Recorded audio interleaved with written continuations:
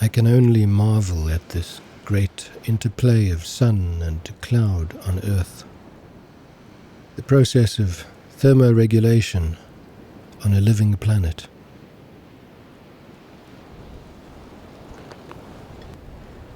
Wonderful little creatures, these skinks. Evolved sometime out of the Jurassic Period, about 150 to 200 million years ago. Been on Earth for quite a while. Basking in the sun. Some reptiles, like this variable skink, sometimes become darker in color, especially as the winter approaches, and this darker color, of course, helps them to absorb more sun and warmth during the colder periods.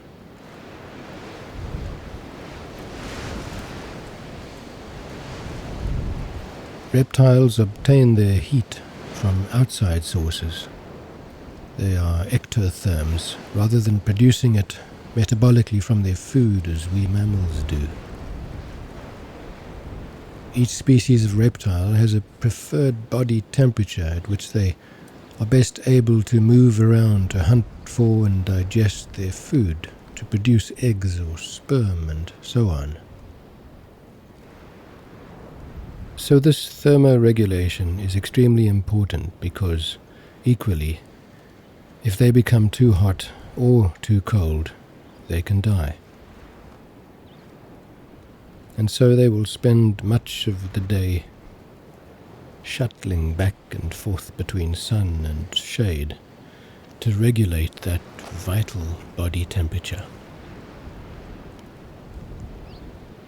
All the creatures we've seen today are all variable skinks, and one can see why they are called variable skinks, because they are so variable. Changes in color determined by climate, season, locality, and gender.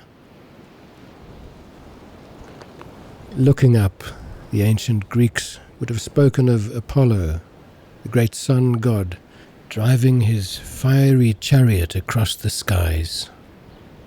And the Bushmen of Africa would speak of the sun as the first child of the great god, Gamama.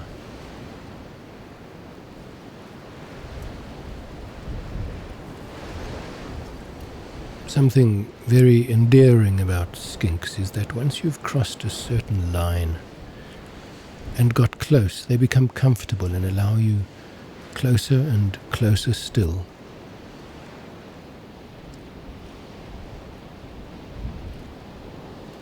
And so here today we have seen this critical symbiosis between creature and sun, and know that all life depends directly or indirectly on the light of the sun. And with this thought, we bid farewell to another day in the Great Karoo I.